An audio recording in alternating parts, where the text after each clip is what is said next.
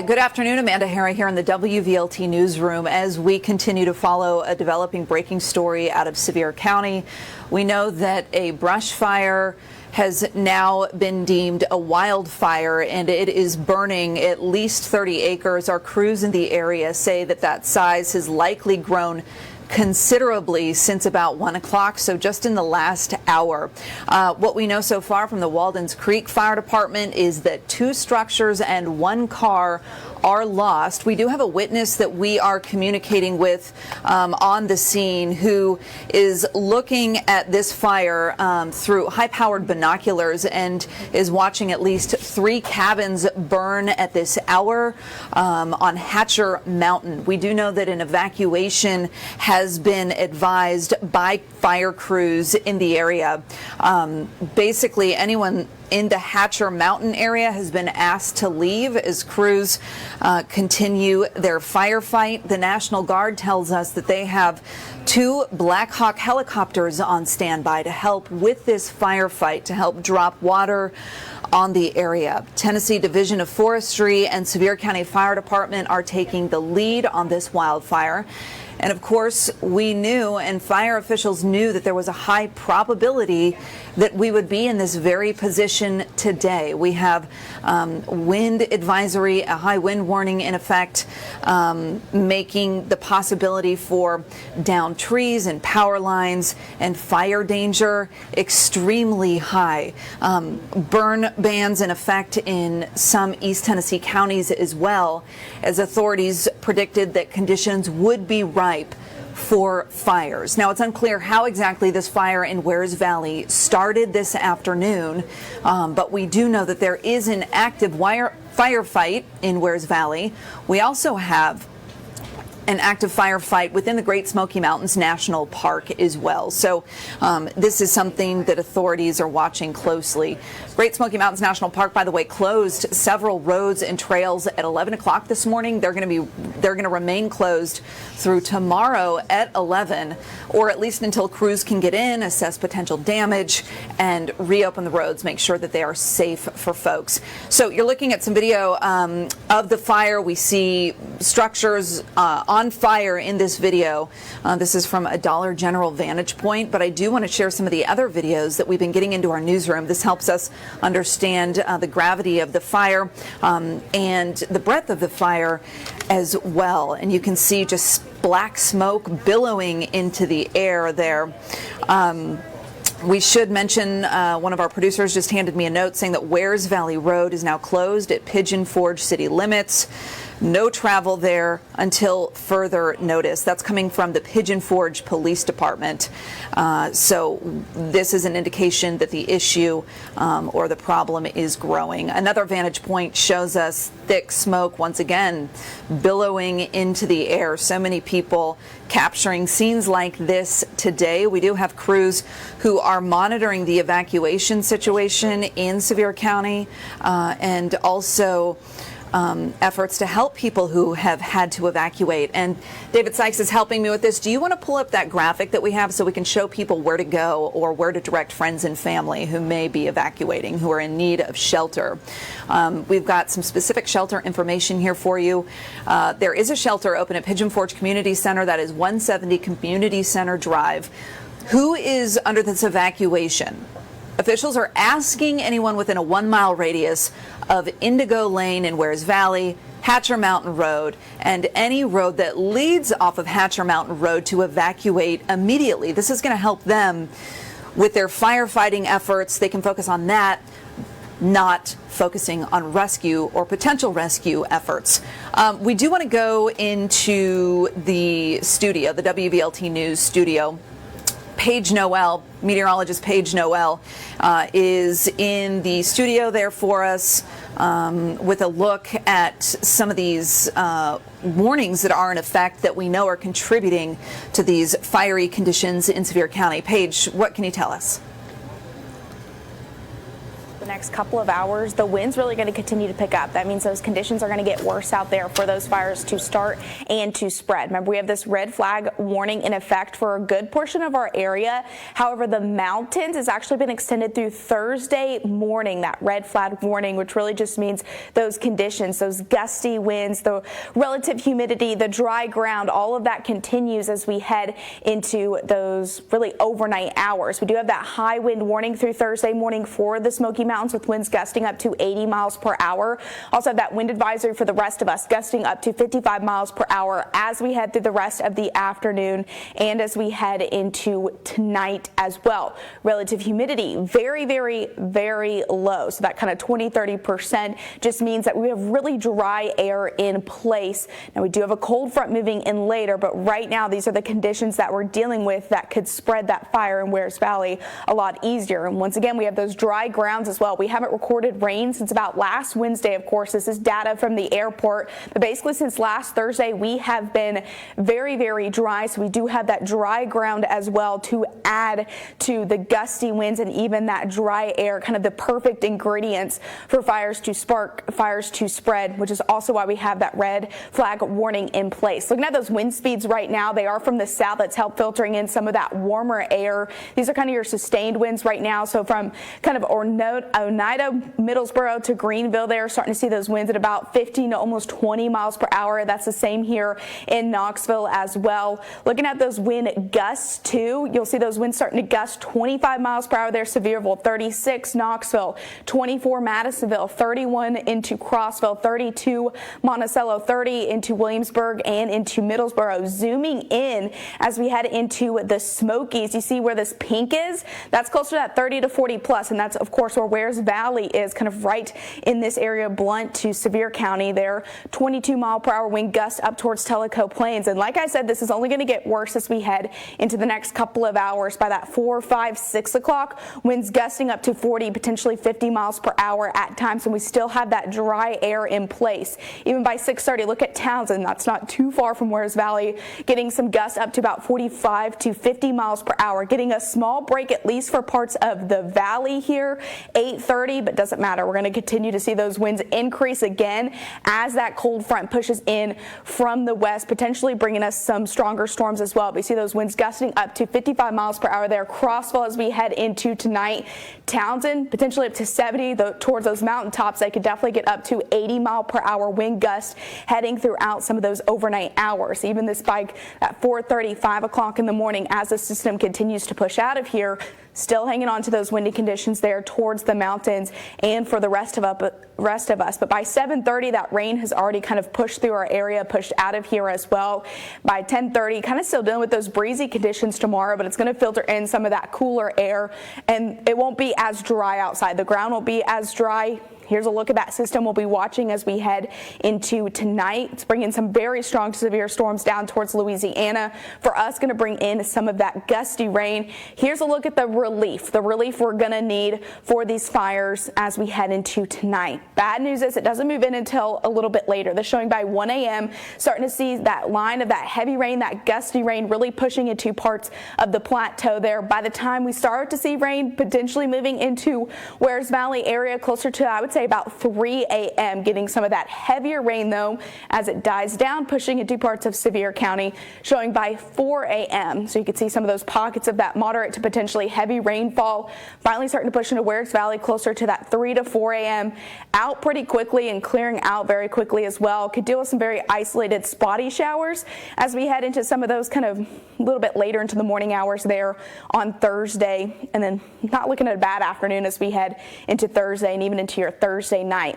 Looking at that rain forecast where you live, this is important because we can kind of zoom in on that area, especially into Wears Valley, that we're definitely concerned about. So zooming in almost about half an inch to Townsend. So this blue is close to about half an inch, which is right there into Wears Valley. So they're expected to get potentially up to a half an inch of rain, which really isn't a whole lot. Hopefully it's enough to help with these fires, but I don't know if it's a whole lot to really put out all the fires depending how much they spread to as we head into the rest of the afternoon and evening hours. More rain's expected there towards parts of the plateau. We're closer to about 3/4 of an inch of rain Not too much up towards southeastern Kentucky, and even in our far eastern counties, areas like Greenville to Mohawk to Newport, Hartford, there about 2-3 tenths, close to about half an inch of rain. So yeah, the wildfire risk as we head into today definitely increasing, very high. So just be careful and try not to burn anything as we head throughout the rest of the afternoon. Back to you, Amanda. Paige, thank you so much for that information. I hate to interrupt you. Ashley Boley is live near the fire, and we have a limited window in order to get to her. So we're going to jump to her, and then we'll come back to you, Paige Noel. Great information. Definitely makes you worried for fire crews. As we hear from Paige, the wind is expected to continue throughout the night. You can only imagine that is not going to help them in their firefight. THP Knoxville just announcing that they are activating a strike team. They are responding to the Wares Valley area to help with the wildfire there. So we are hearing more and more local agencies kind of organizing and heading out that way to help any way that they can. I want to get us into Wares Valley so we can kind of get to the heart of what's going on here. Ashley Boley is joining us live from Wares Valley. Ashley, you've been there all afternoon kind of monitoring the evacuation process. The fire, as we understand it, continues to grow. You're with photojournalist Pat Middendorf, and he's been telling us, helping report information back as well as you, to kind of share that he thinks the fire has grown significantly within the last hour.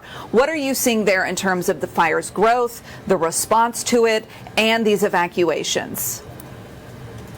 Yeah, absolutely, Amanda. We have seen significant growth since we've been here just in the past couple hours. I'm going to go on and step out of the way just so that way Pat can go on and show us what we're seeing here behind us. We're on McPherson Road, which is just the road over from Hatcher Mountain, which you mentioned earlier. So we've been able to talk with some people.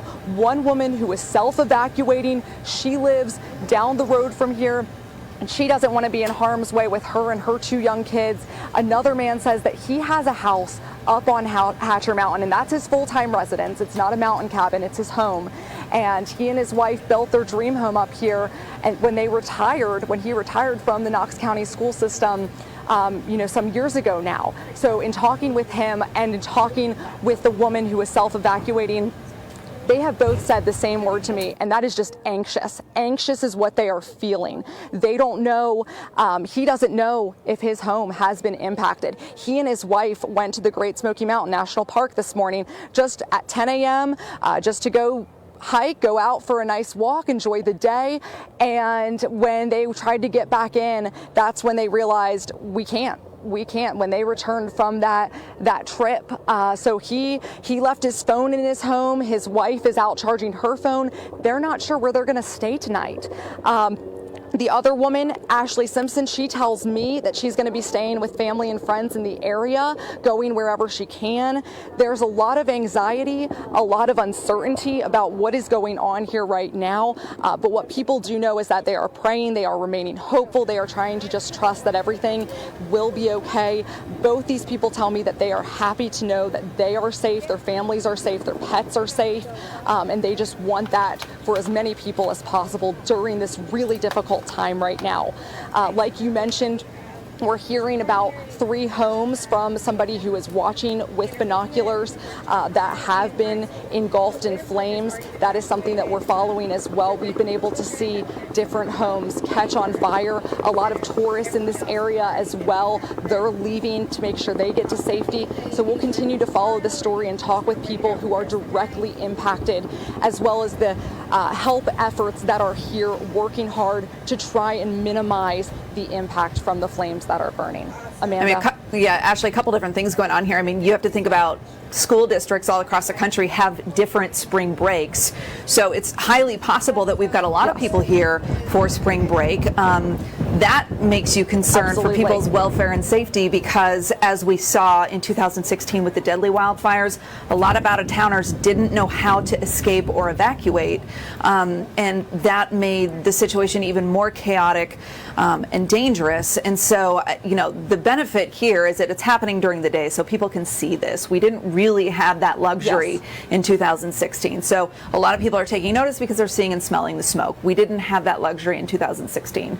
So that's the bonus there. When you talk about cabins or structures that you've seen on fire, how many would you say you have actually witnessed? Because we're getting information from another witness with a different vantage point that they are watching through high-powered binoculars about 3 different cabins burning at this very moment. So what are you able to see from your vantage point? So far, I've seen about 1 to 2 cabins on fire. The smoke is so thick and congested that you really can't even tell. We just saw recently, I'm going to have Pat pan over to this black smoke that erupted mid-report while talking to you, Yep. Amanda, and sharing this information with viewers. That is the most recent plume of smoke that we've seen come out. So we don't know what that is. It's so thick. You can't tell if that's a home, if that's a building, what that could even be. So that's the most recent that I've seen, but I've definitely seen 1 to 2 homes on fire. It just depends on how the smoke blows. And that what we can actually, see. the black smoke that you're talking about and showing right now, Ashley, that started erupting, as you said, during your report, and I was watching it behind you kind of evolve, and it's much bigger now. And you think, okay, well, that's obviously a new fuel source for the fire because it's emitting a different color of smoke. And the shot that we Yes. were just looking at that Pat had framed up, we saw another house very close to the source of that black smoke. So it's definitely moving. The wind is not helping conditions there. Are people relatively calm that you've talked to who are leaving, or are you hearing that anxiety and nervousness in their voice? Definitely a lot of anxiety. There's been a lot of people that want to look and get pictures and then keep driving. We're on McPherson Road where there have been people just stopping, some locals, some tourists, and a lot of them say that they're just kind of in awe and in shock of what is happening. I think for so many people that, especially if they are tourists and weren't here in 2016, this is a first for them. I'm going to go on and just have Pat go on and see. I bet he's seeing this right now, but you can see this helicopter looks to be taking some water potentially over into an area or getting something in that basket there. Are you able so to identify, we're Ashley, also- yes. if that is a Division of Forestry helicopter or National Guard? We do know that National Guard had Black Hawks on standby, but at last check about a half hour ago, they told us they weren't activating them. So any indication where that is coming from? I cannot tell. Pat, can you happen to see what kind of helicopter that is?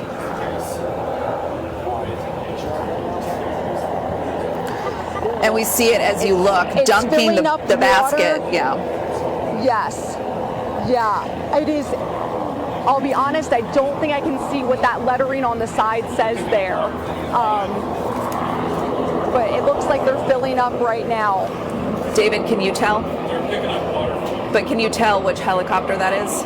Is it forestry? Okay. Well, either way, we're watching them. Basically, this is the process, the air assault process of the firefight, where they basically take these massive baskets. They go to the nearest water source. They dip the basket in, get as much water as they can, and then the tedious task of taking that relatively small amount of water compared to this massive fire now over to the source, dumping it, and starting the process over again. Ashley Boley and Pat Middendorf, our photojournalist, are on the scene capturing this live, this effort that we expect will continue as the wind persists. And Ashley, I know that this is something you had been making calls on earlier in the day before you got on scene.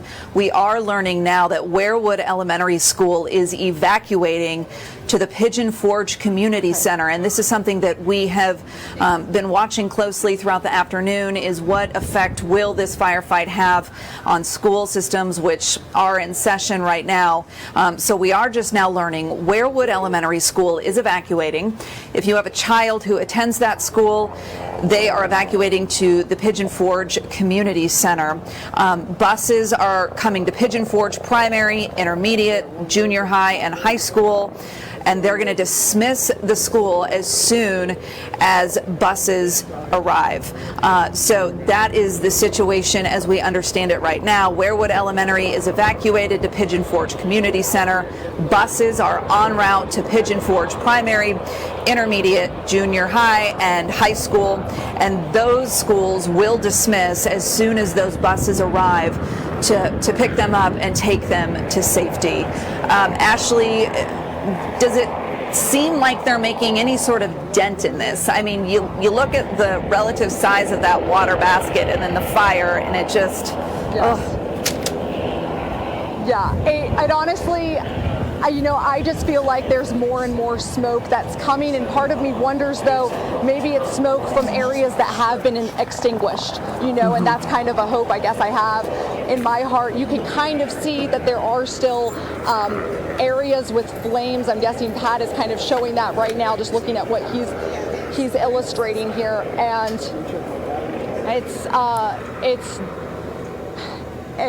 you really can't tell how far they're getting, if this is actually progress or if this is actually, worse than keeping where it was. Yeah, like, are they just keeping it at bay, or are they making a dent? I mean, you kind of have to wonder. Yes. What was Pat saying? I couldn't quite hear him.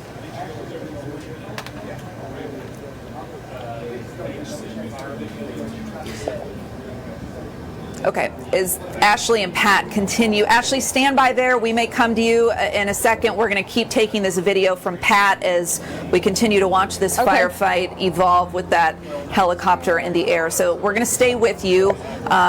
Stick with us. I'll take your microphone down in case you need to talk to Pat. Just listen for me. We may come back to you in just a second. Ashley on camera here as we continue to watch this air attack go on in Wares Valley. This is really important if you're just joining us. We do have a school update.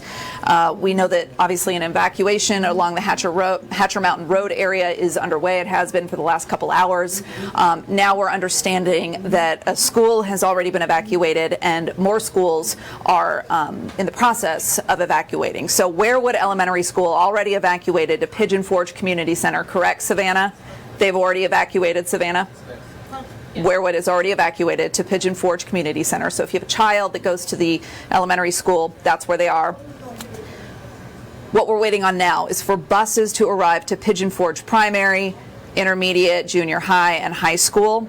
As soon as the buses arrive at those schools, those students will dismiss as well. And Savannah, are they dismissing to their homes or going to they're going to the community center as well? So basically we've got evacuations happening at all of these schools, and they're all the kids are going to the Pigeon Forge Community Center. So if you have a student or a family member or a friend that goes there, spread the word, make sure that folks know that. Amanda, yeah. that's wrong. Pigeon Forge, they're going home. Pigeon. The buses are on the way. The others are community center. Okay, so Warewood Elementary is we have a correction. Warewood Elementary is the only school evacuated to Pigeon Forge Community Center. All the other schools that we mentioned are dismissing and taking children home. Okay, so I'm going to reiterate that because this is an important correction. Warewood Elementary evacuating to Pigeon Forge Community Center. Pigeon Forge Primary, Intermediate, Junior High, and High School, they are dismissing as soon as buses show up. They will dismiss and then go straight home. So those students will go straight home. The only school that has been evacuated to the community center is Warewood Elementary School. So hopefully that clarifies a little. We're getting some questions here on our Facebook Live as we continue to watch. By the way, this is live unfolding right now in the Wares Valley area as a helicopter continues to gather water from a nearby water source and then dump it on the fire. Lauren is saying, I was wondering, there was an alert yesterday not to burn anything, but they haven't said. Yeah, so there is a high wind warning, a burn ban in effect. And I think you're asking what was the source of this fire. And even if people weren't starting fires, there was still the concern that the high wind could knock down a power line and spark a fire that way. So at this point, we don't know the source of this fire, but that is one of the possibilities that is on the table. Christina is asking, at what point does the wind get too strong for those helicopters to fly? I don't know the answer to that, but that is a very good question and one that we can work on answering. So we will work on that. a lot of folks who live in the area commenting on what they're seeing. So if you have any information you want to share directly with us, you can leave it there, and our producers are following this thread to answer any questions you have or collect any information that you may have. Again, Ashley Boley and photojournalist Pat Middendorf are live in Wears Valley. This is a live picture from them as they capture this helicopter in part of this firefight. I think this is probably at least the fourth time I've seen them go down to the water source, lift a bucket of or basket of water out, and then take it over to the fire. And we are seeing at certain points when Pat was zooming in that there are a lot of homes and cabins that are dangerously close to things that are currently on fire.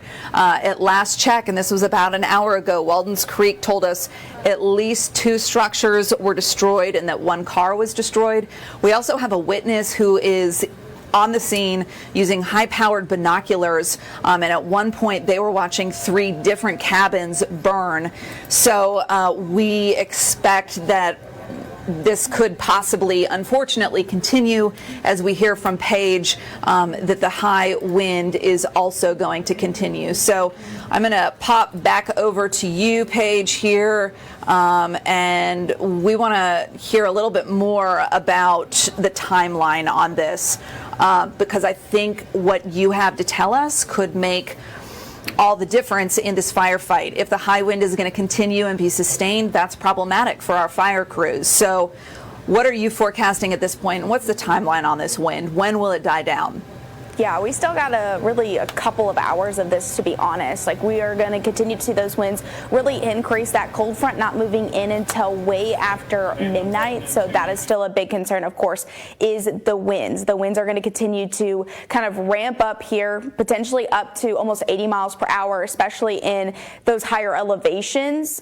So that's definitely going to be that biggest concern as we head into tonight. That red flag warning also remains in effect for the Smoky Mountains until 6 a.m. on Thursday. So no one should be burning anything up there until 6 a.m. tomorrow morning. Paige Noel with that quick report, and we'll continue to come back to you as long as it doesn't interfere with the newscasts that are about to start in an hour here. So Paige, thank you for that information. Definitely a forecast that firefighters and officials are paying close attention to, and how this is going to affect their firefight remains to be seen, but it doesn't sound good.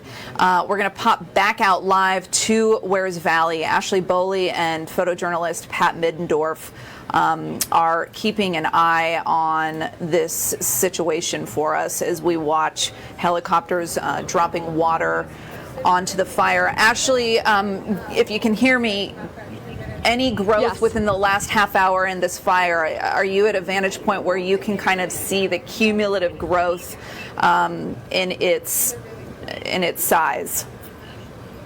It actually looks to be a little bit better right now. I was actually just talking to a man who lives on the other side of Wears Valley Road 321 who told me that he feels as though he's seen about 7 or 8 houses on fire since about 10:30 this morning.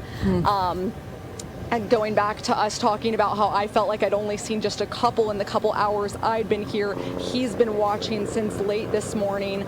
I feel like right now it looks to be more smoky and less flames at the present moment. Like you've been talking about, this helicopter has been getting buckets of water from what appears to be, from my vantage point, a lake or just a runoff area, to be honest, and taking it over. So I just see to my right there, Pat, do you see over there? I see some flames right over to our right. Do you see that orange? That's like right there in that mountain. That looked to be just a little bit of flames, but that was not in our usual area. It now looks to be hidden from my view, but I just saw a little bit of flames. It's so far away you can't tell if that's a home, if that's just trees, what that could even be. And now it looks like there's smoke kind of coming from up there too. It appears to me to be a little bit better, Amanda, with the amount of smoke. Yeah. And that could be perhaps because the wind has just died down briefly, or Yes. for the time being. So let's continue to watch that. Just want to address a comment from Paul Stange. I think I'm saying that right. He's saying information on evacuations are nice, but what about the fire itself? Is it growing? Teams on the scene? Direction of movement? No fluff, just the facts, please. We don't feel like evacuations of schools are fluff, but we will be happy to answer your question about whether the fire is growing. This is a fluid situation, and if you've been with us for the last few minutes, you have heard us say over and over again that the fire is indeed growing. At 1 o'clock, it was listed at about 30 acres. Our crews have watched it grow since then considerably. We have not been able to get a hold of fire crews for an exact update on how much it has grown, and we are not going to estimate on that. Which direction the fire is moving, perhaps that's something David could help with to try and figure out, so we can get that answered for you. And as far as teams involved in this effort, Ashley, we're going to come back to you in just a moment. Stay with us. Thank you for that, and we'll continue to monitor this situation. As far as, let's see here, I'm just trying to get this up for you. As far as who is on scene and helping with this, we have multiple agencies. So taking the lead is the Sevier County Fire Department, Tennessee Division of Forestry, of course, involved with this firefight as well. THP Knoxville just announcing that they have boots on the ground in Sevier County helping as we speak. The National Guard is on standby. They have been alerted that 2 of their Black Hawk helicopters may be necessary or may be utilized in some way. So they have those Black Hawks with those baskets for retrieving water on standby and ready to use. So we do know that those different agencies are involved or on standby to be involved. So hopefully that answers some of your questions. We're working on the direction of the fire. The growth is something that we have been working actively to figure out as well. So any other questions, we're happy to answer. Larry wondering when it's going to rain there. Not within the next few hours. We heard Paige talking about dry conditions and wind persisting through the evening, which is concerning, as we understand that the wind is not going to help crews on their mission here. We do have some more video that we want to share with you coming in from the general area. You can see just different vantage points showing the fire in various stages of its growth. And this is one community of cabins looking off onto the next mountaintop, and beyond is where we see that smoke. I am curious, anyone who is watching our Facebook Live right now who lives in Sevier County, did you get an alert on your phone? And that was one of the big issues in 2016, is that people were not alerted properly in many cases because the fire took out some of the communication towers and cell phone coverage was spotty. And that system was supposed to have been fixed. It worked well the last round of fires we had, by all accounts, but I'm just curious if you got the alert today. Karen, Charmaine saying yes, they both got the alert. Same with Holly. If you want to screenshot and send that to us, we would love to have a copy of that. I don't believe we have it as of yet. I'm so glad to hear that so many of you did get that alert, because we know how incredibly important that is, and how awful it was in 2016 when people didn't get the alert and didn't know that fire was on top of them until it was too late. Good. A lot of you saying you got the alert. Cherish saying you didn't. Your husband did. We're going to give you another vantage point here of the fire. And so many people, with the weather the way it is, generally clear, have really good vantage points of the weather situation. I'm going to go back to Paige because we are getting more questions about the weather. Of course, that's a big factor in likely why the fire has grown to the size that it has. And it has big implications, the forecast does, for what happens next. So Paige, again, walk us through the timeline for the wind. How much longer is this going to last? And then rain, when is that going to hit? Is it going to be enough for it to matter, or will it just be a sprinkling that doesn't help us at all? Yeah, I mean, that's a huge question that it's really hard to answer because it's going to depend on the next really several hours there. And we're going to continue to watch this. I wanted to show you this because this is a look at the live radar. So this is actually the smoke plume that you can see actually. So if you're in Sevierville, even all the way up potentially in parts of Jefferson County, Danwood, you could likely see the smoke from this fire right here in Wears Valley. So this kind of just popped up on our radar here. Ben just showed me that a moment ago. And here's a look at those gusts too. So you see this pink, that's that 35 to 40 plus. It's happening into that Wears Valley area. We can kind of zoom in on that. But the future gusts, we're going to continue to see those really gusty conditions. Even with some of us getting a break there by 8 o'clock, look at the mountains. We could see those gusty winds there, about 35 to 40 miles per hour plus. And of course, we do have that high wind warning, which means those mountaintops could get more closer to that 50, 60, almost 70 to 80. But even as that cold front arrives, those gusts are still going to be going because by 2 a.m., those showers are not only going to be pushing into parts of the plateau, so areas like Townsend, which is pretty close to Wears Valley, at least that reading is right there, up to potentially 70 mile per hour wind gusts. That continues as we head throughout the night tonight.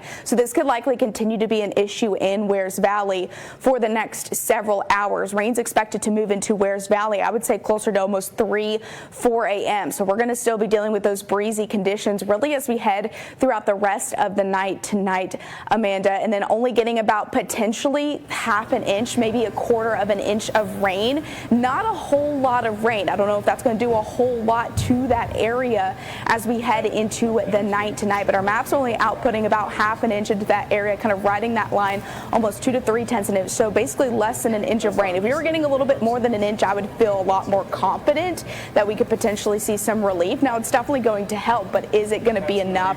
Going to really depend on how much this fire continues to spread. But we got that dry air in place. We got low relative humidity. We got very, very dry grounds. We haven't had rain in almost a week, and even last Wednesday only recorded about 4 tenths of an inch, which isn't a whole lot of rain either. I got a question earlier today. We are not in a drought, so that's very different from the Gatlinburg wildfires where we were in a drought. We are not right now, so just something to note. But those gusty winds really going to continue over the next several hours, almost 3 o'clock now. I would say we're not going to see those winds die down until overnight. Remember that red flag warning for the Smoky Mountains goes until 6 a.m. Thursday, so it do not burn anything as we head throughout the night tonight and into tomorrow. But that rain, yes, it is moving in. If you want to like a specific timeline of that rain, we have more details in that WVLT first alert weather app for everyone. But for Wears Valley, I would say that rain's really not pushing until almost 3, 4 o'clock in the morning. So they could likely be dealing with those issues until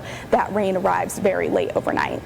All right, Paige, and a lot of folks who live in the general area but are not in Wears Valley are wondering, okay, how could the weather affect the direction that this fire grows if in fact it does continue to grow? Is that something you're able to speak to? I'm not 100% confident, but what I'm going to say is that we have winds basically from the south right now, so I would assume that it could potentially move a little bit more towards the north. I'm not really sure how fires move. I am not versed in that area by any means, but we do have winds from the south, so that's why it's pushing that smoke that we just saw a few minutes ago. That's why that's moving north. Now, is the fire moving north? I'm not sure, but it's actually moving a little bit more towards the northeast, so that's how the wind's taking the smoke. So is that how the fire's going to go? Cannot 100% say that. Ben says yes. Basically how the smoke's going is where the fire's going to go, and that's going right over Sevierville, so that's definitely going to be something to keep an eye on if this fire continues to spread quickly with those gusty winds that we're going to continue to get tonight. But the winds could also shift a little bit. We could see them be a little bit more from the southwest and then from the west as that system continues to push in later tonight. So watching that wind direction is something that the fire crews are definitely going to have to do to fight this fire, and more than likely that's smart that they're up in the air. And the good question is, can the helicopter stay in the air with those gusty winds? I think that's a great question. I've been trying to do research on that. I have no idea, but right now I would say this fire could potentially be moving more towards kind of the northwest area as we have those winds from the south towards kind of the southwest. All right, Paige, yeah, that's helpful, and we appreciate your insight there. we are actively working to get with fire crews. They're very busy, as you can imagine, working to fight this fire. So it's not super easy to communicate with them quickly when we're asking certain questions about who should be concerned, who is in the potential path of this fire, how long will a helicopter be able to stay in the air, and at what point will it become too windy for them to stay. So these are all questions that are on our radar that we're actively working to get answered for you. In terms of how many people have evacuated, that's another question that we've been asking, and we're still waiting on confirmation for. We do have a crew that's almost to the shelter that has been set up at the Pigeon Forge Community Center, and that'll give us a good indication of where we're at in terms of evacuations. We should have a better idea once we get a crew on the ground there. We did have one person on our Facebook Live comment that deputies are going door to door and telling people, it's time to get out. So folks who maybe didn't get the alert on their phone, didn't realize that there's fire burning nearby, deputies are working to make sure that everybody is aware of this situation. Alex is asking who's making the call on evacuations. So that initial announcement came from Sevier County EMA, and at this point they have not used the word mandatory. Their language was simply, we are asking people in the Hatcher Mountain Road area to evacuate immediately. So nowhere did we see that this is a mandatory evacuation. This was more something that officials were asking from Sevier County Emergency Management. Hopefully that helps. Megan says we can smell the smoke and the ash falling in Pigeon Forge.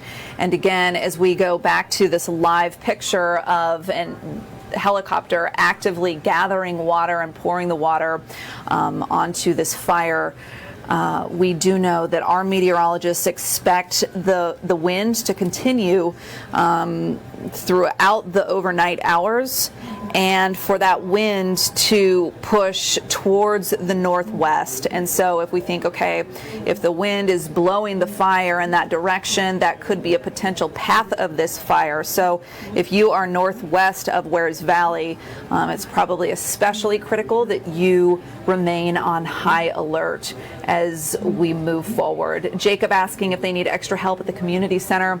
Not that we have heard. The last round of fires that we had, I think a month or two ago, they were pretty well staffed. But if we hear otherwise, we'll let you know. Again, we do have a crew that should be there momentarily. How many structures have been lost? Deborah's asking that question. So we're hearing different accounts.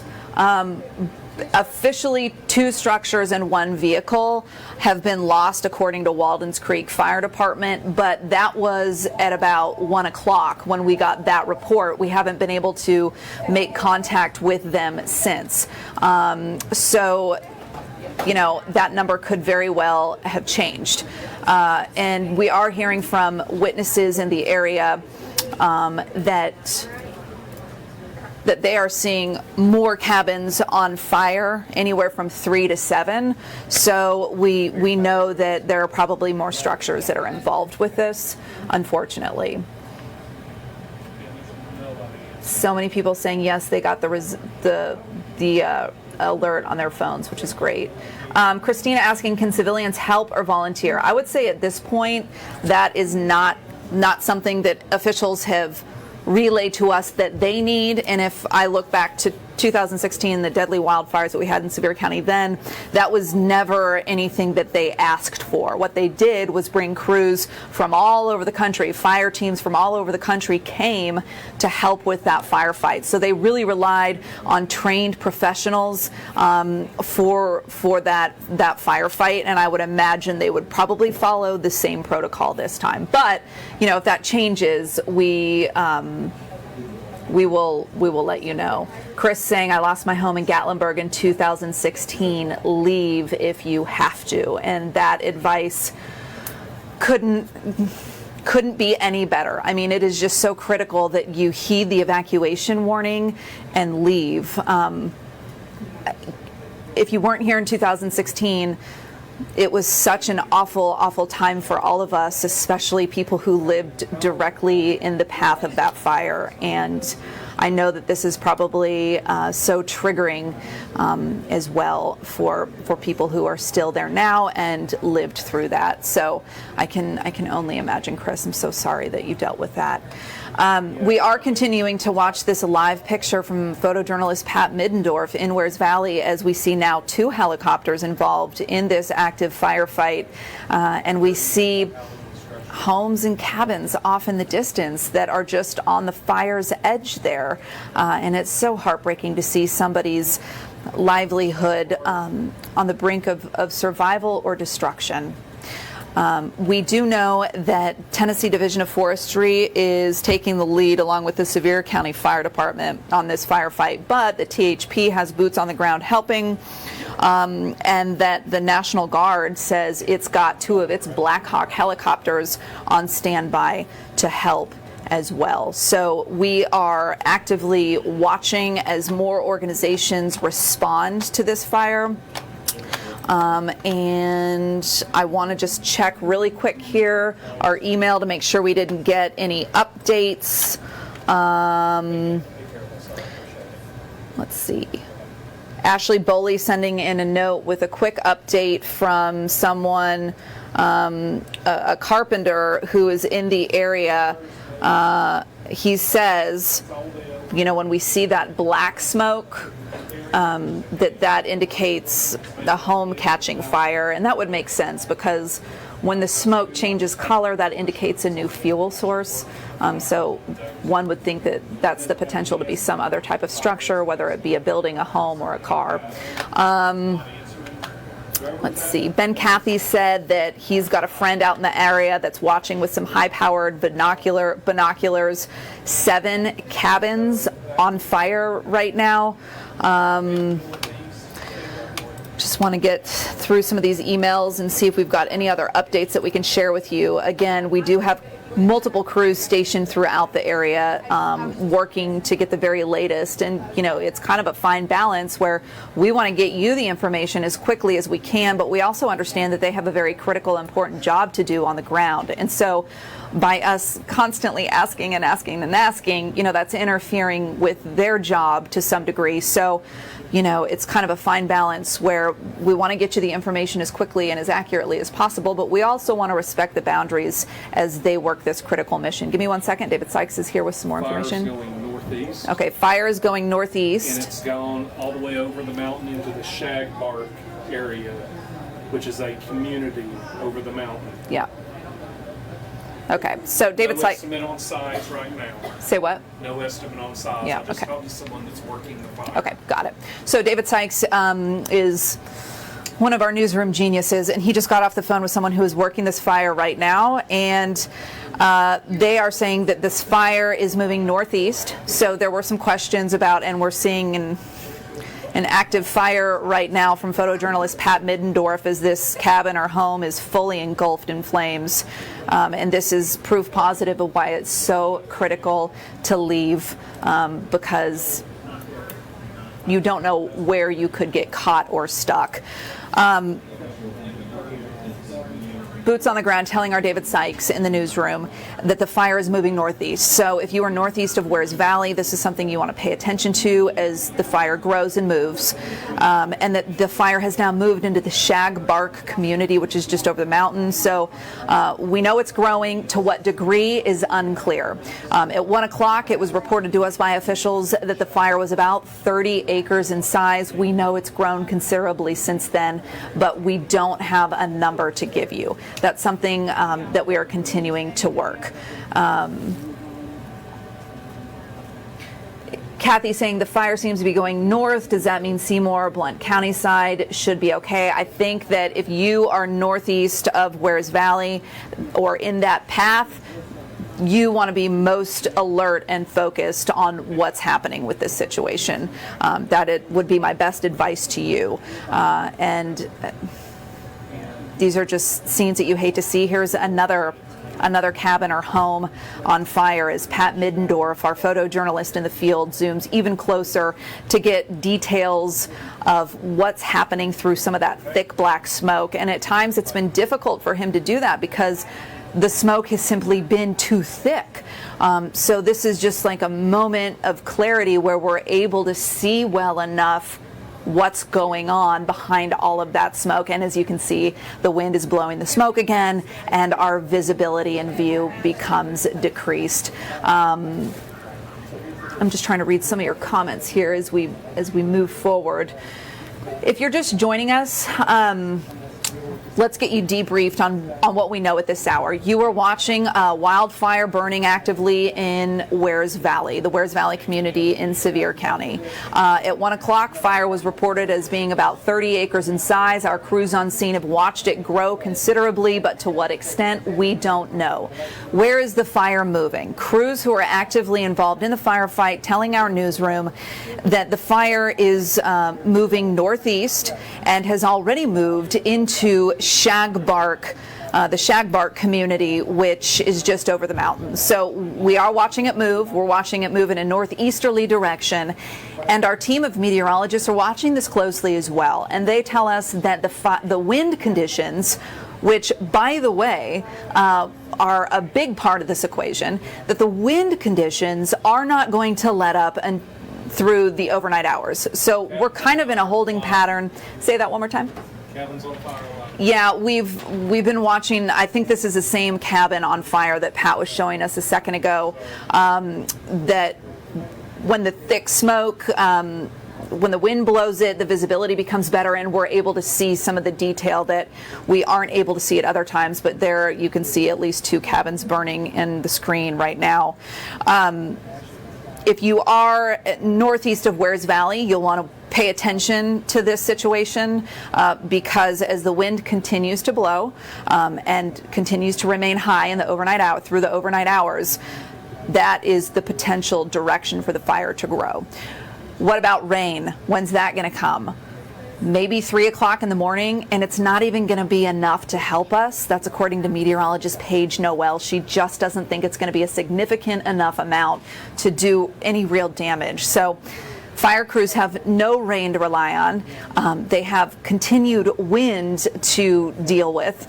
This is going to be a tough firefight for them. Tennessee Division of Forestry involved here, Sevier County Fire Department involved as well. THP is helping with boots on the ground. They've got a strike team involved.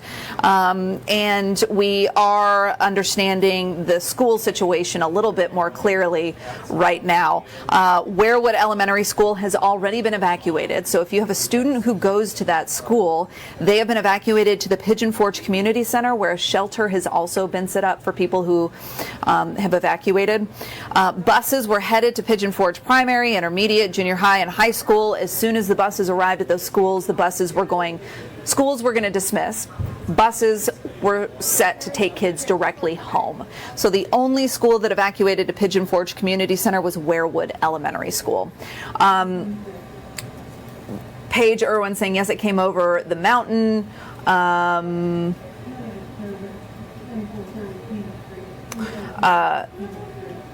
Into the Shagbark community, so we are watching it grow in that direction. What you're looking at right now is a live picture from photojournalist Pat Middendorf in Wears Valley, and so he's been capturing a couple different events happening there all at the same time. We have multiple helicopters that are picking up and dropping water on the fire. We are watching several cabins burn right in front of our eyes, and this is why authorities said please evacuate earlier this afternoon. The Sevier County Emergency Management Agency issued that evacuation request. From the language we saw, it didn't sound like a mandatory evacuation. A lot of folks saying, yeah, we got the alert on our phone to evacuate, which is good news. That was something that didn't necessarily happen the way that officials had hoped in 2016 when we had the deadly wildfires in the county. I'm just going to check on a webcam for us really quick. That does not show us anything. Double checking some of our emails. Okay, again, we're continuing to watch homes and cabins burn in the Wares Valley area as we work to get more information from ground crews about what to expect from this fire. The latest information coming from someone who is actively involved with the firefight is that the fire is moving northeast. It has already moved into Shagbark, the Shagbark community, which is right over the mountain from Wares Valley, and our weather team is watching this closely as well. Great question just coming in. What is the cause of the fire? No clue at this point, but what we do know is that officials, and WVLT started broadcasting the word from officials yesterday, officials were very concerned about what could potentially happen today, and this is why. We have dry conditions, a high wind warning, and that's kind of a recipe for trouble, and a red flag warning as well, which basically means, you know, if there's a potential for fire, the potential for it to be very dangerous is increased. So what we're watching now is basically winds fueling the fire. As for the cause, we don't know, but we do know that officials were very concerned about high wind knocking down power lines, which have sparked fires in this county in the past, and so that's a possible cause. No word yet on a concrete cause. That's something that we're going to have to wait. And see on, but that is a good question, and we appreciate that question, and that gives us an opportunity to answer something that probably a lot of other people were wondering as well. Is Paige, we're at 3:10, right? So she is available if we want to go back to her. Paige, okay, she's given me the nod and the wave, so let's pop back over to Paige. And if you can, Paige, we're getting some more questions about exact areas. So if we're hearing from crews on the ground that the fire is headed northeast, and we're expecting the winds to continue in that direction and the fire to move in that direction, can you map that out for us? Who needs to pay particular attention to this situation? Yeah, so here's kind of, I was just explaining this to Ted too. He just came here to ask, where is this? It's a big question. So you can see really it's right in this area, Wares Valley, and kind of in between Wares Valley and Pigeon Forge. But watching where the smoke is going, because that's typically going to show like where we are going to see the fire potentially spread. And I've been listening to you, Amanda. I know that we are seeing this move more from kind of the northeast there. So you could see here it is just very close, not towards Townsend, but if it's going more towards Sevierville. So I would say in between Wares Valley to Pigeon Forge, Sevierville, I would say if you are in kind of that Pigeon Forge area, that we are going to potentially could see that spread that way. So I would say look at kind of where you are on a map, even just pulling up Google Maps or something like that, because sometimes you don't know exactly where you are, and look where this is. It's really near Wares Valley, and if you are kind of just northeast of that, I would definitely be on very, very high alert with this potentially spreading towards kind of that area. Not sure if we'll see it get all the way to Sevierville, but Pigeon Forge would be the area I would be most concerned with next if this fire continues to spread more towards the northeast, and those winds are going to remain from the south to really southwest, I would say, for the next couple of hours, and they're going to continue to become stronger too. We're going to continue to see those winds gust even stronger, potentially up to 50, almost 60 miles per hour. Gatlinburg, I wouldn't say it's going to move that way. I know a lot of people in Gatlinburg have those types of questions, but I would say a little bit more towards Pigeon Forge and then potentially Sevierville over there, staying out of. I heard a lot of questions about Blount County. Don't think we'll see that really spread in this particular fire spread into Blount County, staying into Sevier County, Wares Valley to Pigeon Forge area. That's where I would be on the next kind of high alert, and just paying attention and staying up to date, having the phone on you in case you are in an area that definitely needs to be evacuated. But we're going to continue to track these winds and then tracking that rain too as we move a little bit later into tonight. You can see here, this is what we're tracking. This is our next system moving in as we head into those overnight hours, particularly not seeing some of that heavier rain moving in until closer to that 3, almost 4 a.m. time frame for areas into Wares Valley. But this is definitely bringing in some of that gusty rain that's moving in as we head into the overnight hours. So this is the next thing that we are tracking out. So we're to kind of like watch this. It's providing some stronger storms down into parts of Louisiana. But once again, we're really not going to see that rain move in until much later. So we got several hours of dry weather, and even in towards Wards Valley, I would say you guys aren't closer to that, almost that 3 to 4 o'clock time frame when we're going to see that heaviest rain arrive into parts of your area. Kind of going back here to this map too, so you can see where that smoke is moving to, and it's kind of dying down in terms of this is over the past really hour or so, but that is the direction that the smoke is moving, and that's the direction that we are going to potentially see that fire move as well. So once again, Pigeon Forge areas where I would just kind of be on high alert right now and pay attention to what we're putting out there, what the emergency management is putting out as well over the next really couple of hours, because once again, those winds are going to continue to increase, gusting potentially up to 50, 60 miles per hour, especially in some of those higher elevations. So you can see that widespread 40 mile per hour gust, but I would say closer to 50, 60 in some of those areas, and that's really going to help push potentially those fires more towards kind of the northeast there. So this is something we're going to continue to obviously keep an eye on as we head into really the next several days, and tracking out this rain too that'll be moving in overnight. And Amanda, I heard you talk about it earlier, only about a half an inch. I was just talking to Ben. I was like, I'm not sure if half an inch is going to put out this whole thing, and he said, I don't think so either. It's going to help, but I don't know if it's going to fix the entire situation. So even with that rain moving in afterwards, they still might have to be putting out this fire, I would say, throughout the overnight hours early into Thursday. Okay, yeah, that's good to know. I mean, a little might help, but is it going to be the weapon that we really need? Not clear. All right, Paige, trying to help fill us in. Paige, thank you. And we'll touch base with her again in a moment. We want to take you back out live to Wards Valley as we continue to see cabins on fire, homes nearby that are on the brink of this fire.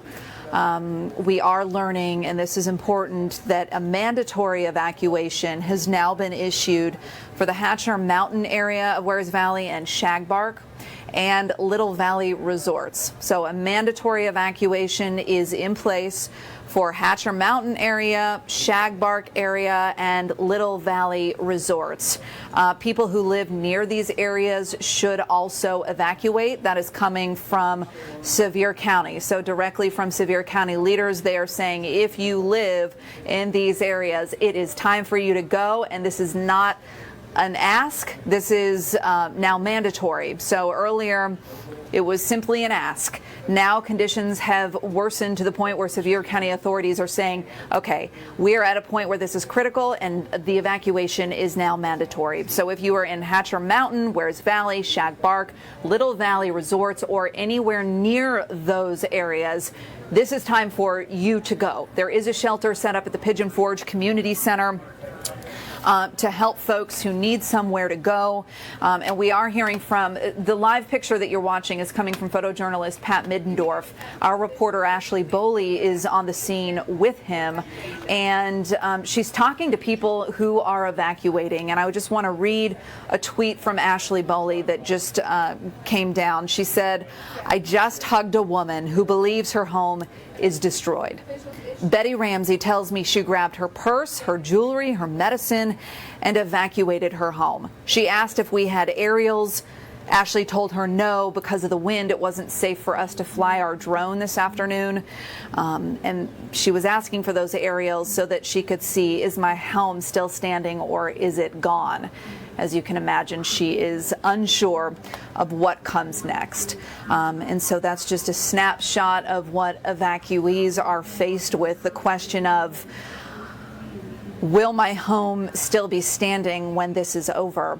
A lot of people wondering, how did this fire start? We have no official word from authorities about a cause, but we do know that there was elevated concern yesterday from authorities that the high wind warning would create wind gusts strong enough to knock down power lines that could potentially spark fires.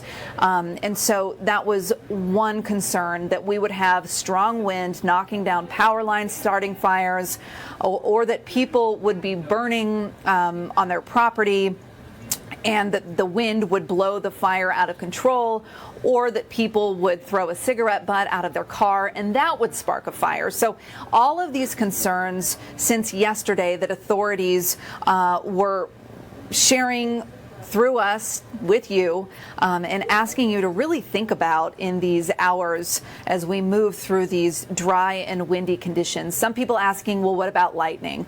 We haven't had a storm. We've had relatively clear skies and just high wind. That's really been the only issue. So very unlikely that there was any lightning involved with this.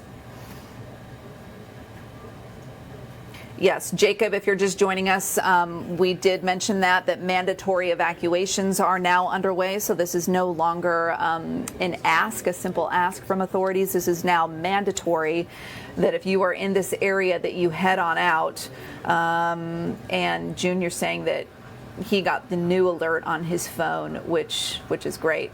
Yeah, Charmaine, that's right. The mandatory evacuation does involve Little Valley resorts. So those properties fall under this mandatory evacuation as well. And Ashley's saying, I pray that this gets contained too. What you're watching live on your screen here is that active firefight, and we're watching crews we've got at least 2 helicopters that we've seen working in the last hour here, and they're going to this water source, they're dunking their bucket in that water, and then they're taking the water to the fire and dropping the water on the fire. So this is just a piece of this firefight. We know that we've got crews on the ground as well. Ben Cathy is just walking through the newsroom. So quick question for you. You've got a friend who's been watching with high-powered binoculars in the Wares Valley area. Some of these cabins burning. Have you gotten an update from that person about what they're seeing now? Yeah, she just texted me 2 minutes ago. She said she just saw 3 more. So in all, she's watched 10 cabins burn since this started. And she says that the evac zone extended. I think you were just saying something about that. Yeah, it's now a mandatory evacuation, and it has extended to include some properties, other properties. In the video she's just sent me, you can see the black smoke in the cabins on fire. Yeah. Okay. Well, if you want to get mic'd up and join me at any point, feel free.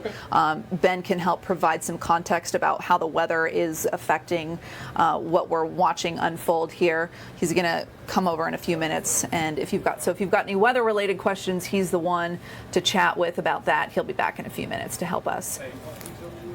And just in case you couldn't hear him, he's got a friend who is in the area watching the situation unfold with high-powered binoculars. So that's elevating their ability to see fine detail of what's going on. And this person reports that they have seen about 10 cabins on fire. We're seeing a couple in the frame right there from our live crew. Since we've had this shot up, I've seen those 2 cabins burning, and there are many others in that area and nearby. If you're just joining us, again, a reminder, a mandatory evacuation is now underway, and the perimeter for that has extended. So Hatcher Mountain area, Shagbark area, and Little Valley resorts. And people who live near those areas should also evacuate as well. That's coming directly from Sevier County officials. So this has moved from a simple ask, please leave your homes, please leave safely, to now we're at the point where this is critical and it's dangerous and you have to go. It's mandatory. The school situation, we were trying to get an update for you on that. Cameron, David, Paige, any update on the school situation? Do we know if buses have gotten to the high school, middle school, intermediate school to pick up students? They dismissed the Pigeon Forge area schools about 45 minutes early. Okay. Those are the only ones affected, and then the Werewood one. Werewood evacuated to the shelter. Okay. No decision's been made about school for tomorrow. Okay. We're waiting to see what proceeds. So no decision on what we're going to do with school tomorrow, but we'll keep you posted on that. And where's our crew that's supposed to go to the shelter? Are they there yet? Okay, we're going to check on that because that will help us get a better understanding of how many people are using those resources. A lot of people have said, okay, how many people have evacuated to this point? It's kind of hard for us to tell because they're not all going to the same place. They could be with family members, they could be out running errands, so getting a handle on that number is kind of difficult. Just trying to read some more of your questions and comments here.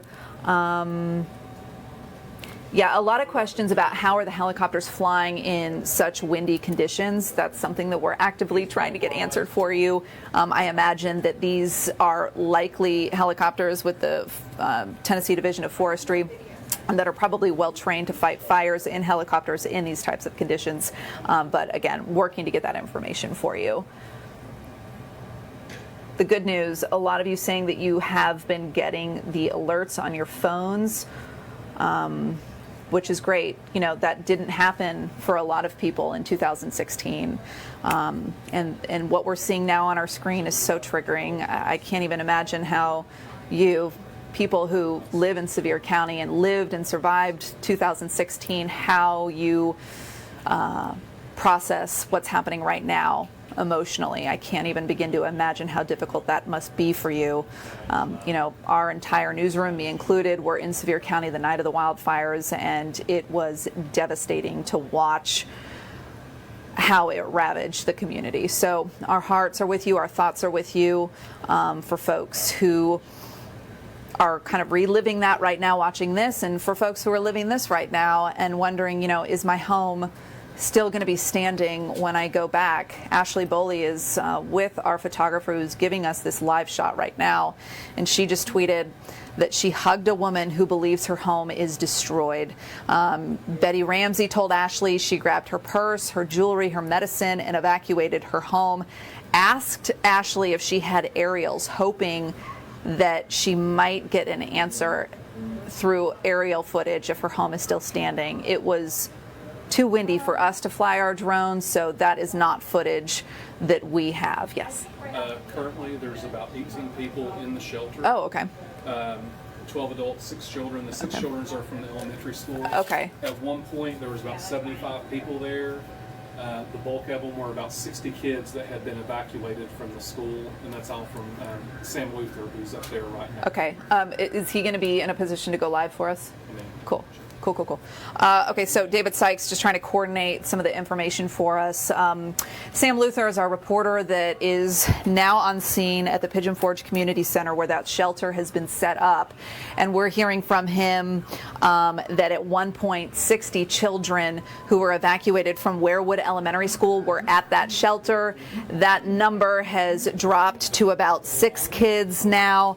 There's a handful of adults who are there as well. So we are working to get a live shot from him so that we can get a better handle on how those resources are being used, and if crews that are manning that shelter expect more people to come as night falls. You know, you think about this is happening in the afternoon, people could be out running errands, but nighttime may be a real indicator of how many people actually need help who don't have family to go and be with. Ben Cathy is joining me. Ben, if you want to try this microphone, and we'll try and get you potted up here. There we go. Okay.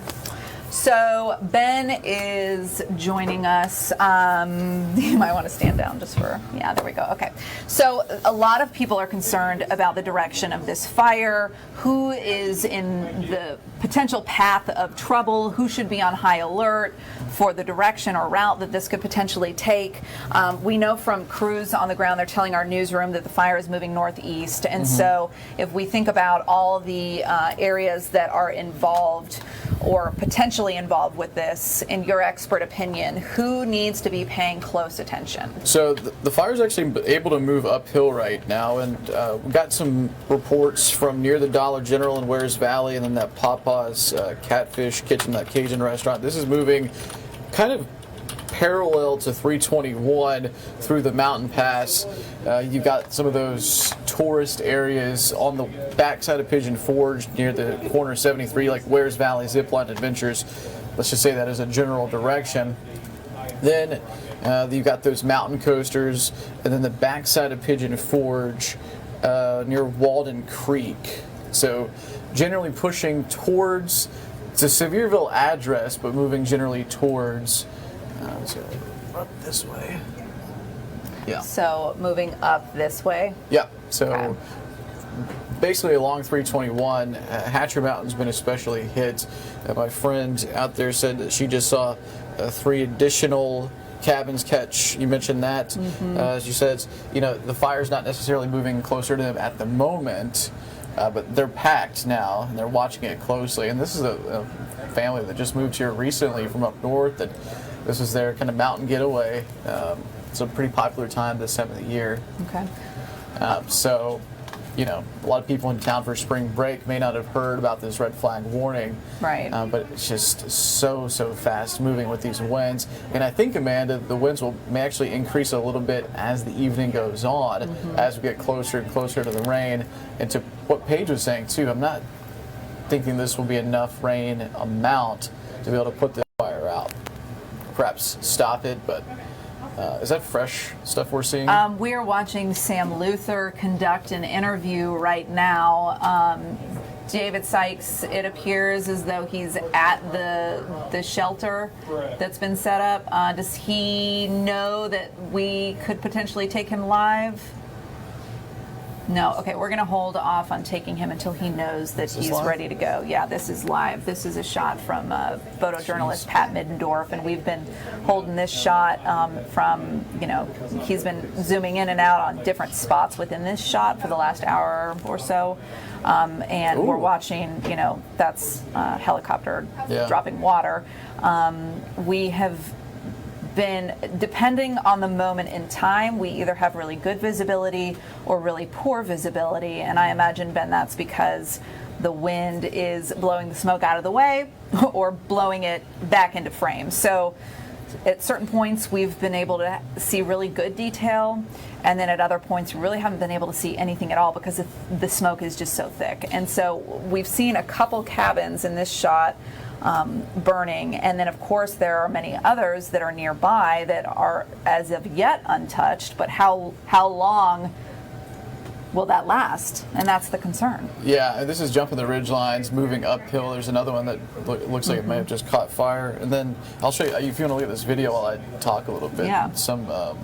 I sent it to Paige to kind of turn around and get on the air, but you can see there's like a flame leaping there. So there's a special branch of meteorology called fire weather forecasting, because the fire creates its own weather. It gets so hot you can have rain events on top of this, which we don't expect, unfortunately. But to your point about reduced visibility, like we're seeing right now, there's so much swirling that happens with these winds. So Pat's zooming in. Yeah, I mean, it's just hard to see. One thing I mentioned in a meeting today with the rest of the newsroom, we're seeing the spring foliage come out. It's not fully leafed out yet, but this fire is so fast moving that it may not even necessarily kill all the plants, but if it gets to a building, the buildings are so dry if they haven't been hosed that it could just go right for a home like we're seeing. And yet a lot of the trees around it look relatively intact. They may lose a little bit of the bark out there. Well, and this but not was the whole tree. Yeah, this was a big part of Kyle Granger's reporting yesterday. His authorities said, please, please, please, if you live in Sevier County, right now is the time to protect your home. Get any of that fire fuel away from your home. So clear out sticks, dried brush, anything that could potentially lead a fire to your house. And that was a big part of their warning, so that people could be proactive in this effort as well. But yeah, we've been watching both of these helicopters work for the last, hour and a half.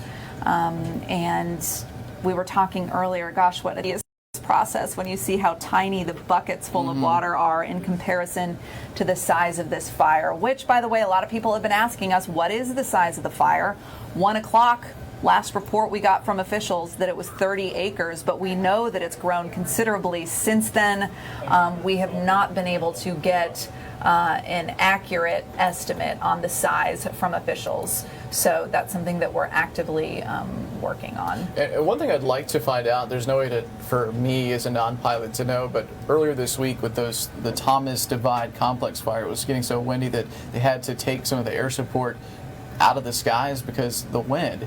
And it's going to get more windy later. I don't know to what level these kind of civilian-looking helicopters could necessarily be at. So that's something I'd love for our crews to find out if they can hear me. But hopefully it doesn't get to that point, because I mean, it's a pretty large fire. I imagine it's well over 30 acres now. Yeah, we think that it's probably grown quite a bit since that last report. But just to go back to the weather situation and what the implications are for this fire and the firefight. Video from before doors up right now because Pat's changing up that. Got it. Okay, thank you. Our photographer, our live shot that you were watching, we have stopped that live shot for just a moment. Our photographer needs to swap out batteries. So you're looking at some of the images he shot within the last hour. And this was one of those moments of clarity that I was telling you about, Ben, where the smoke lifted just enough for us to see a little bit more detail in the fire. But when we talk about the weather that's forecasted within the next 12 hours, you know, it doesn't look good for this firefight. I mean, we've got wind continuing, and we've got rain hitting around 3 o'clock in the morning in the mountains, but is it going to even be enough to help? I think help, yes. Put it out, probably not. I mean, hard to say, right? I mean, the mountains will be lower the farther east you go. And what you were saying about the clarity, too, we're seeing a helicopter with its bucket picking up some fire retardant or water. We saw the smoke plume die out, and I said, Paige, you know, it's not that the fire is out. We're just losing some of the we're getting some really strong upper winds pulling the smoke. So for the next 12 hours, it's going to be a lot of wind. You could have gusts down sloping on the backside of Hatchertown, so the north side of the fire could bring embers down closer to Pigeon Forge with gusts potentially near 70. Yeah, and when we talk about trajectory for this fire, where could it possibly go if this wind pattern sticks? You're thinking north. We know from crews on the ground it's moving in a northeasterly direction. That means Pigeon Forge, Sevierville, those places could possibly, you know, be in that trajectory zone. Yep, and I don't think that's going to change the wind direction. I mean, some of this will swirl, like it's created by the fire, which, you know, you can see really any small-scale wind direction, but generally speaking, this is moving along in parallel to 321, which is, imagine one reason why the road crews swapped, or they closed down through traffic 321 from Pigeon Forge to Townsend, because that's the place that this is going to move. But one thing we've seen in fires out west and here is that embers can... New video in from Ben's friend showing the fire getting close to it. This is the video that you were talking about, Ben, where you said you watched the fire jump. Yeah, so, and you'll see these black plumes, and there's cabins in there, increasing pretty fast. But so the embers can get lofted up and land, you know, a few hundred feet downstream. So it's not like this will necessarily be a continuous trail of flame and smoke. This could hop along the ridge lines, and with the downsloping wind between Wares Valley and Pigeon Forge, that could make this spread downhill a little faster, closer to the river, and then the Walden Creek area as well. But one thing we saw earlier, Amanda, from the Walden Creek Volunteer Fire Department is that, you know, they're like, we had this red flag warning for a reason, that the fires, if they form, could move so fast. Mm-hmm. Yeah, and what we saw in 2016 was a lot of that hopping action that you talked about. You know, that's why so many people didn't even know that it was there, because, you know, one second there's no fire near them, the next second an ember is hopped from somewhere else and is now igniting their backyard. So that's something that we have seen before, and we know is a possibility in these kind of windy conditions and with the topography that we've got in Sevier County. When we talk about warnings that are in effect, we have a high wind warning that's going to remain in effect through tomorrow, and then there's also burn bans in effect, correct? Correct, yeah. So a bunch of different entities put this out. So the high wind warning comes from our friends at the National Weather Service, same for the red flag warning, which is a much higher fire risk. And from what we were looking at, this was what we call a day one critical fire risk. And I'm almost sure that this is the highest fire risk we've had, I believe, since 2010 in this immediate area. So that's pretty troublesome.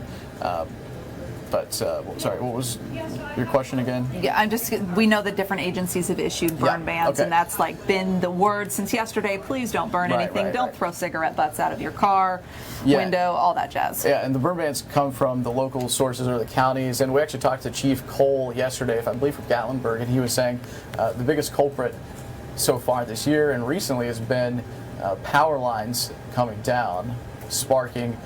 That is a concern later on tonight, too, especially way up in the national park. I wouldn't be surprised if that's the case. Unfortunately, things are hard to control. People throwing cigarette butts out.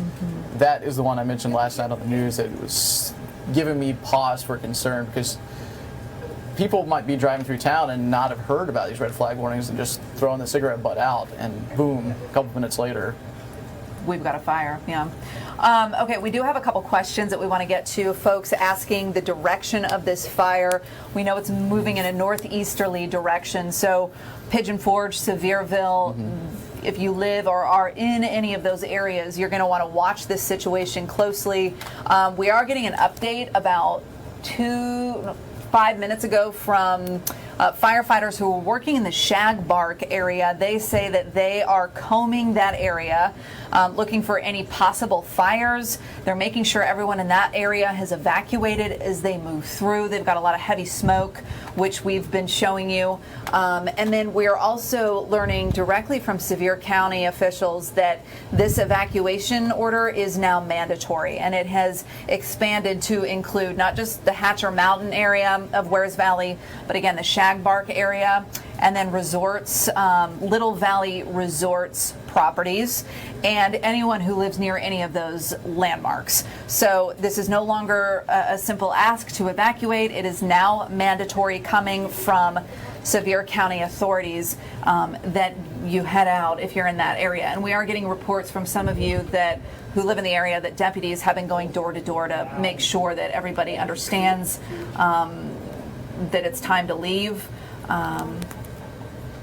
How do you get the alert text? That's coming from Celeste. So I believe that the way they work that system, and I have to confirm this, but I think it's geofencing technology. So if your phone is in a certain area, so in this case Sevier County, the alert that is sent out, the emergency alert that is sent out, would go to all the phones in that area. So much like you get an Amber Alert if you live in the state of Tennessee, that's been issued in Tennessee, that same technology is how they're making sure that people who are in the area get the alert that pertains to them. So I'm pretty sure that was how they changed the technology from what they had back in 2016. That was one of the upgrades I believe that they made. So I do want to double check that for you, but to my understanding that is how it's working, which is good for folks who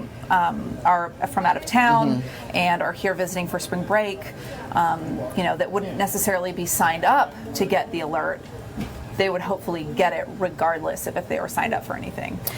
And real quick, too, I want to talk about the smoke. I just got a message from somebody who's in Sevierville and near the courthouse, one of the Baptist church there. Inside, it's very strong smelling. And the smoke plume's heading right towards Sevierville, and a lot of people are noticing this from a couple counties away.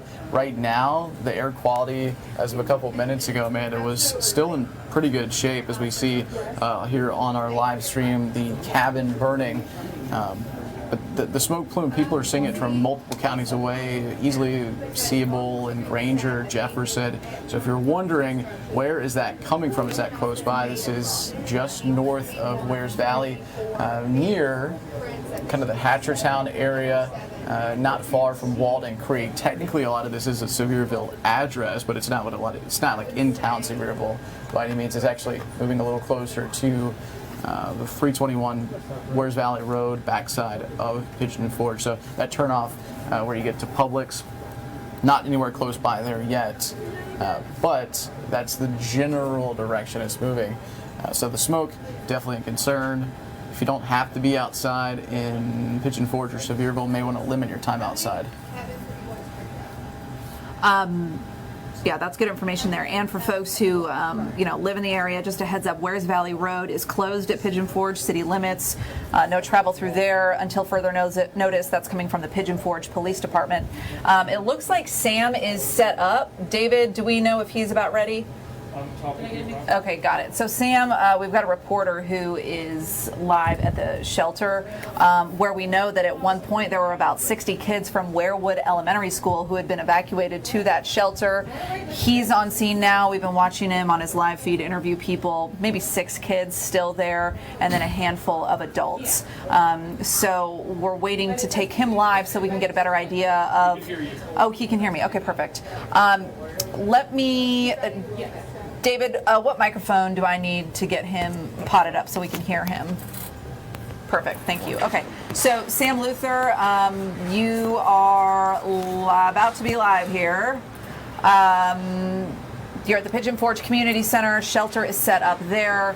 Walk us through what you're hearing from folks. I watched you interview what looked to be a family. So what kind of information are you getting from folks who have made their way there? Well, Amanda, right now it's kind of a mixed bag. Like I heard you mention just a second ago, Wares Valley Elementary School. And they've got about 180 kids in the entire school. 60 of them made their way on a bus here. About 2 o'clock, I talked to the principal who said they made that call after consulting with the sheriff's office and really county authorities who recommended that they do so. I caught up with some kids who said they were in the middle of gym class. One was in library, and they basically came in and said, drop what you have, get in the bus, we need to go now. Definitely a sense of urgency that was very much on display from the school in that moment. The kids that I talked to, scared. Definitely scared in that moment. They said they heard of classmates' families being potentially impacted, others maybe having people in first responders, a family member in first responders, wanting to know that they were safe. And in that split second when they said, get on that bus and we need to get out of here, they definitely were concerned in that moment, not exactly knowing if those people were safe.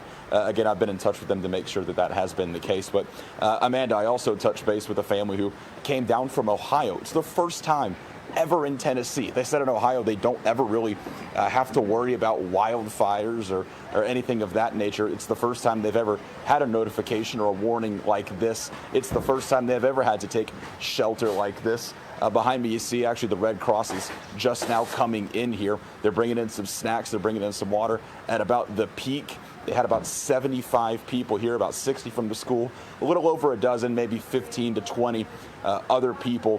One gentleman who lives, he said it was happening right in his backyard here in this area. He said he heard a boom and not knowing what it was, looked outside, he smells the smoke, he sees the flames from his backyard. He actually sent me a video that we hope to share with you at some point today of helicopters actually taking water from a nearby pond or something like that and actually helping it, using it to extinguish some of the flames there in the area. Again, we're just continuing to hear from people, Amanda, that are coming here to the Pigeon Forge Community Center. I asked folks here that are overseeing this whole operation, they said they're going to be open as long as they're needed. Again, people started kind of pouring in by the bus loads really at about 3:30 this afternoon is really when we started to see people. Parents were able to come pick their kids up. There's probably only about 6 left, like you alluded to earlier. So really the crowd is dwindling. They're still having the regular after-school programs. We've seen people come in here just to shoot basketball and go about their normal day. But certainly a good level of concern from some folks. One person even telling me, quote, when you go through something like Gatlinburg, you don't mess around when they tell you to leave. This person now, again, is here right now. No telling on how long some of these folks are going to hang around here. Certainly, Amanda, until they feel safe enough to go back home. Yeah, and Sam, we've been showing some of the video that you were referencing of the 2 different helicopters that we've been watching for the last almost 2 hours here work actively in that area with those big baskets. They're collecting water from a nearby water source and then dropping the water onto the fire. And we've seen them make multiple trips throughout the last few hours that we've been following their progress here. So, yeah, we're actively watching that here. It just breaks my heart to hear some of these stories that you're hearing from folks at that shelter, and I can only imagine how triggered some of them are if they lived through what happened in 2016. This has to be even more painful considering what they may have already been through. Yeah, certainly. It was a gentleman who was there with his wife of 30 years, their family's dog, and the mother, who's about 87 years old. Definitely a level of concern. It really didn't take long for them to make the call to ultimately get up, and get out the door as soon as possible. One of their sons actually is around that area who's kind of giving them an update on what their property, where they got 5 acres of land in some of this affected area. As of now, their home is okay. They can't say the same for some of the other homes that they've actually seen, and some of the other structures, rather, that they've seen be on fire in that area. The hope is obviously from them that some of the people that live nearby all are okay at this point. We're still waiting to get more updates from first responders there. But yeah, Amanda, really heartbreaking to hear from some of these folks who, like you said, wasn't so long ago, it feels like, where they were doing this over in Gatlinburg, and that same level of fear seemingly present with them today, remembering what happened those years ago, and using it to educate themselves and actually kind of affect their decision making today. They're erring on the side of caution. That's why they're here at the community center. And you have to wonder, Sam, to hear that children were evacuated from an elementary school. So these are very young children who were evacuated from Weirwood Elementary School and then taken to this shelter. How distressing that must have been for those children. I know you mentioned that at one point there were more than 60 kids at the shelter there. Now there's only, maybe 6. Were any of them that you spoke with elementary school age? And if so, what general disposition did they exhibit about how they're processing that event? Well, man, I actually talked to 2 that were elementary school students sitting alongside their mother, who, from the mom's perspective, it was, man, I hate to hear my kids went through this today. From the kids' perspective, it was, like I said, they were pulled out of a library session. They were pulled out of a gym class, basically told by educators, drop what you're doing and get in the bus right now, not really taking any chances from what we can understand with this fire. Again, letting that, what happened, the tragedy in 2016, impact the decision making now, not taking the chance to let them hang around school, even though they're closely by. The concern from the principal, who I talked to earlier, said it was less about the fire reaching the school, it was actually the roads. And one person I did speak to as well said they had a hard time getting down from the elevation because people were taking pictures and wanting to come see some of the action for themselves.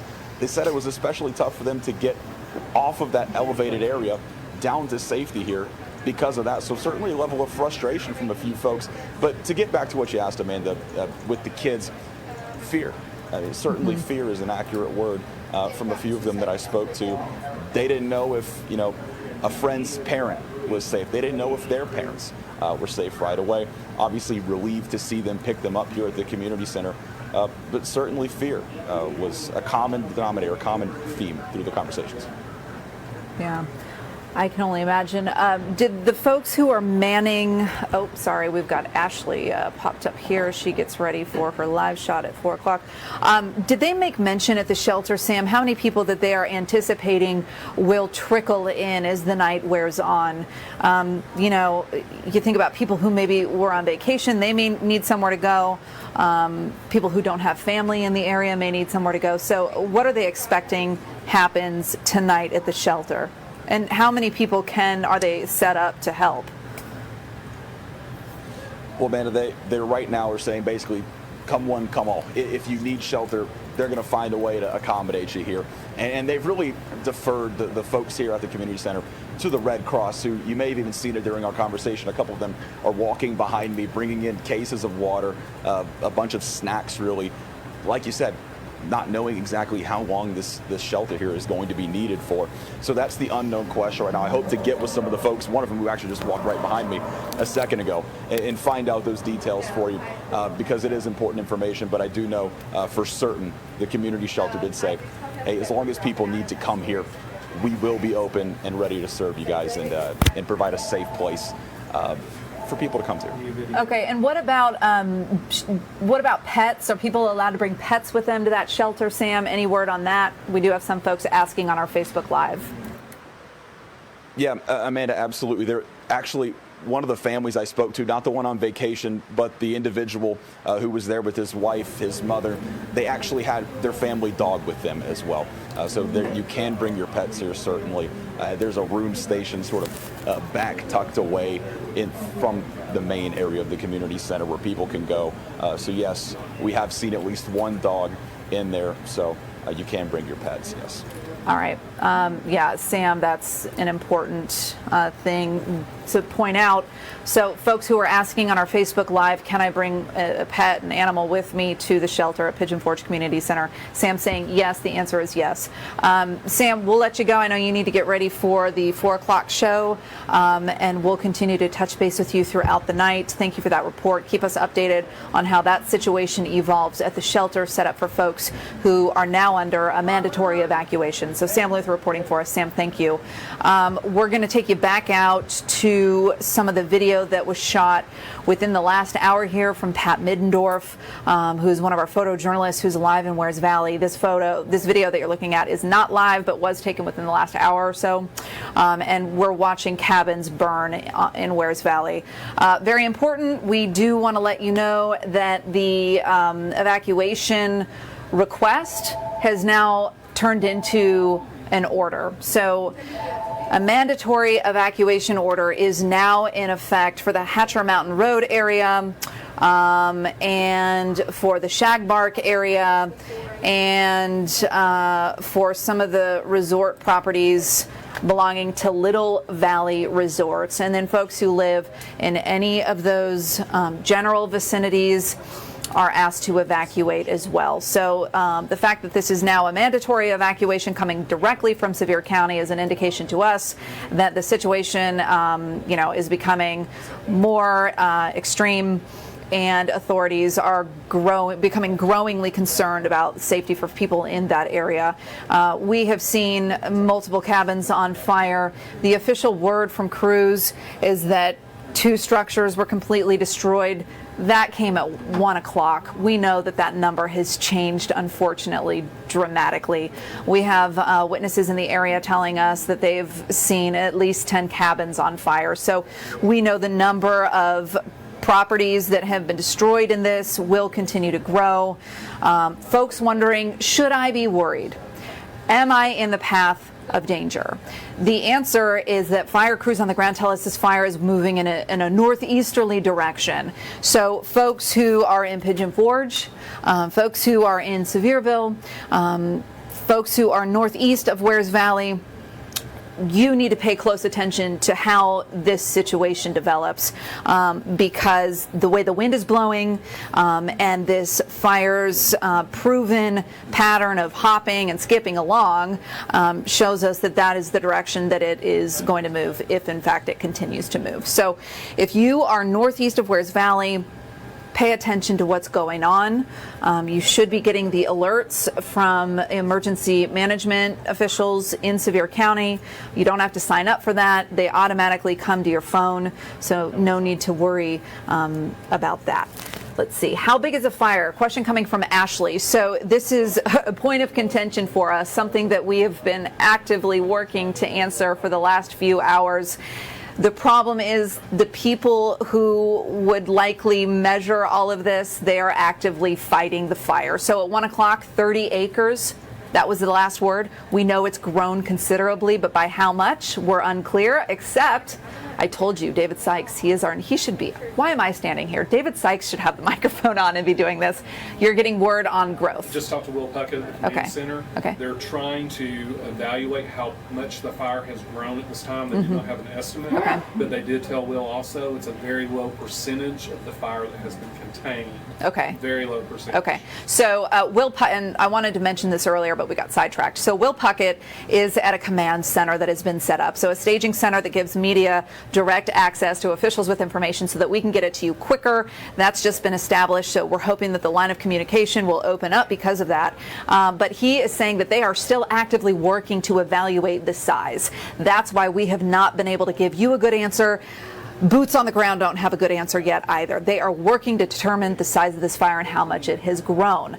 What they can say, what they can confirm for us, is that the level of containment has not gone down. So while they've been working to fight this fire, we're not making a big dent. So we will continue to watch as their fact-gathering mission continues, because that's going to be important for you at home as you continue to monitor this situation. What happened to the live video? So we've got a newscast that is about to start in 2 minutes, and so our reporters are all going live, and they are doing microphone checks and all that. So that's why we have cut the live feed. You're looking at video that was recorded within the last hour from our crews in Wears Valley. So hopefully that answers your question there, Steve. Trying to get to some of your other questions. Questions about road closures. Wears Valley Road is closed at Pigeon Forge city limits, so just know that, you know, if you're trying to get into that area, I mean, don't count on it. They're probably just letting people out, and that's it, as part of the evacuation process. David Sykes, did we decide if we're going to leave this shot up at 4 o'clock? We're not. Okay. So we are about to go live on WVLT with Brittany Tarwater. She is your anchor at 4 o'clock. And our live crews are on standby to take you through the latest information there.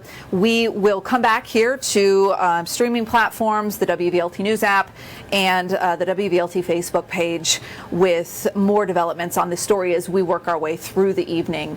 Thanks for joining us. If you have questions, please feel free to reach out to me or the newsroom. We'll try and get them answered for you. Thank you so much, and be safe out there. Be safe, be safe, be safe.